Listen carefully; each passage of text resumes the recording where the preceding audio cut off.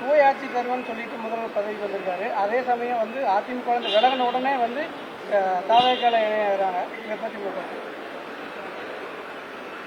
இது ஆரோக்கியமான ஒரு அரசியலாக விடுதலை சிறுத்தைகள் கட்சி உணரவில்லை, கருதவில்லை.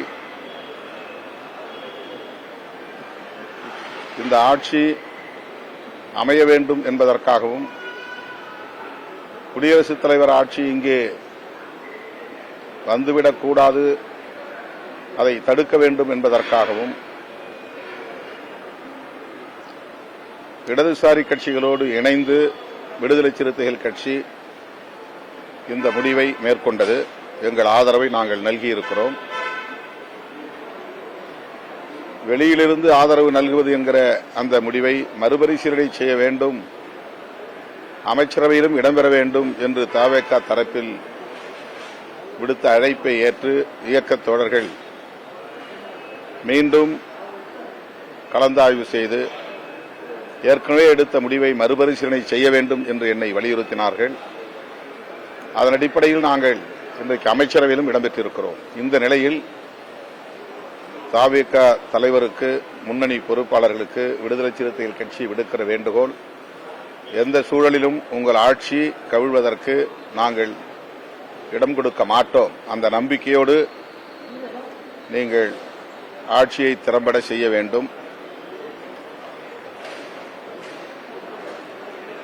இந்த விமர்சனங்களுக்கு இடம் கொடுக்கும் வகையில் தவேக தலைமை செயல்படக்கூடாது என்பது எங்கள் விருப்பம். அதிமுக இதுபோன்ற நெருக்கடிகளை சந்திக்கும் என்று தேர்தலுக்கு முன்பே நான் சுட்டிக்காட்டியிருக்கிறேன். பாஜகவோடு கூட்டணி சேர்ந்ததன் விளைவாகத்தான் அதிமுகவின் ஆதரவை பெறுவதில் தவேகவுக்கு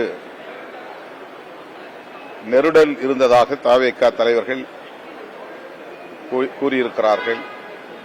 ஒருவேளை பாஜகவோடு கூட்டணி இல்லாமல் அதிமுக தனித்து தேர்தலை சந்தித்திருந்தால் அவர்களோடு சேர்ந்து ஆட்சி அமைக்கிற முயற்சியை தவேக முன்னெடுத்திருக்கும்.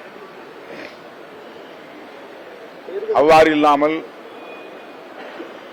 காங்கிரஸ் ஆதரவை நாடியதற்கும் இடதுசாரிகளுடைய ஆதரவை நாடியதற்கும் அதிமுக பாஜக உறவுதான் காரணம் என்பதை தவேக தலைவர்கள் கூறியிருக்கிறார்கள். ஆகவேதான் இன்றைக்கு அதிமுகவின் இந்த நெருக்கடி நிலை, அதிமுக இத்தகைய நெருக்கடி நிலையை சந்திக்கிற சூழல் உருவாகியிருப்பதாக நான் கருதுகிறேன். இது ஒருபுறம் இருந்தாலும் தவேக தலைமை இதுபோன்ற நடவடிக்கைகளுக்கு ஊக்கமளிக்க கூடாது என்பது என்னுடைய வேண்டுகோள். யார் சட்டமன்ற உறுப்பினர் பதவியை ராஜினாமா செய்துவிட்டு வந்தாலும் அவர்களை கட்சியிலே இணைத்துக் கொள்வது என்பது தவேகவின் மீதான நம்பகத்தன்மையை பாதிக்க செய்யும். எனவே தவேக தலைமை இதில் கவனமாக இருக்க வேண்டும் என்பது என்னுடைய வேண்டுகோள். மெஜாரிட்டி இல்லாதனால எம்எல்ஏக்களை வந்து ரிசைன் பண்ணிட்டு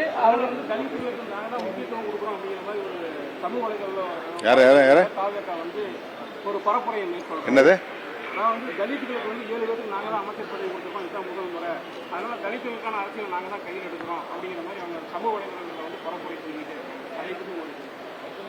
தமிழ்நாட்டு அரசியலில் தலித்துகளுக்கு இவ்வளவு பேருக்கு அமைச்சரவை இடம் கொடுத்திருப்பது இது முதல் முறை. ஆனால் கர்நாடகாவில் ஏற்கனவே 6 பேர் 7 பேர் என்கிற அளவுக்கு அமைச்சரவையில் இடம்பெற்றிருக்கிறார்கள் என்பது ஒரு சான்றாக இருக்கிறது, எடுத்துக்காட்டாக இருக்கிறது.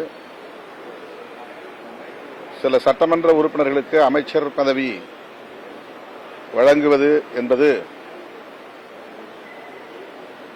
அந்த சமூகத்திற்கான ஒட்டுமொத்த அரசியலையும் முன்னெடுப்பதாக ஆகாது. அந்த சமூகத்திற்குரிய அங்கீகாரம் அளிக்கப்பட்டிருக்கிறது என்கிற வகையில் மகிழ்ச்சி. மெஜாரிட்டி இல்லாதனால இப்ப ரிசைன் பண்ண எம்எல்ஏக்களை வந்து ஜெயிக்க வச்சு அவங்க அது மூலியமா மெஜாரிட்டியா இருக்கிறதுக்கான வேலைகளை செய்யுதுன்னு ஒரு குற்றச்சாட்டு. அதனாலதான் இதை நான் சொன்னேன். அந்த மாதிரியான நடவடிக்கைகளை தாவேகா தலைமை ஊக்கப்படுத்த வேண்டாம். ஆதரவளிக்கக்கூடிய எங்களை போன்றவர்கள், அதாவது காங்கிரஸ் ஏற்கனவே நாங்கள் உங்களோடு நாடாளுமன்ற தேர்தல் வரையிலும் கூட்டணி வைக்கிறோம் என்ற அறிவிப்பையே வெளியிட்டு விட்டார்கள். எனவே அவர்கள் ஆதரவை திரும்பப் பெறப்போவதில்லை. இடதுசாரிகள் வெளியிலிருந்து ஆதரவு தருவதால் அவர்கள் எந்த நேரத்திலும் ஆதரவை திரும்பப் பெறுவதற்கான வாய்ப்பு இருக்கிறது என்கிற ஐயம் இருந்தாலும் அவர்கள் ஆட்சியை கழுக்க நாங்கள் இடம் கொடுக்க மாட்டோம் என்று உறுதியளித்திருக்கிறார்கள்.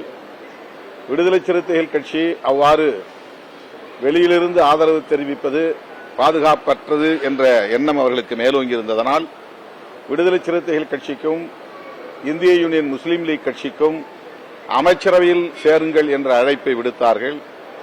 அவர்களுடைய அந்த அழைப்பில் உள்ள நுட்பத்தை நாங்கள் புரிந்து கொண்டோம். அதனை அங்கீகரிக்கிற வகையில் அல்லது ஏற்கிற வகையில்தான் எங்கள் கட்சியும் அமைச்சரவையில் இடம்பெறுவது என்கிற முடிவை கடைசியாக எடுத்தது. எனவே இந்த கட்சிகளின் ஆதரவு ஆட்சி நீடிக்கிற வரையில், அதாவது 5 ஆண்டு காலம் வரையில் இருக்கும் என்கிற நம்பிக்கையோடு தாவேகா செயல்பட வேண்டும் என்பது என்னுடைய வேண்டுகோள். இந்த சந்தேகம் வருவதால் தான் அதிமுகவிலிருந்து பதவியை ராஜினாமா செய்துவிட்டு வரக்கூடியவர்களை இங்கே சேர்க்கும், தாவேகாவில் சேர்க்கும் முயற்சிகள் நடக்கின்றன என்கிற விமர்சனங்கள் வருகின்றன. இந்த விமர்சனங்கள் தாவேகாவின் எதிர்கால அரசியலுக்கு உகந்ததல்ல, ஒரு நல்ல அறிகுறியும் அல்ல என்பதை தோழமையோடு சுட்டிக்காட்ட விரும்புகிறேன்.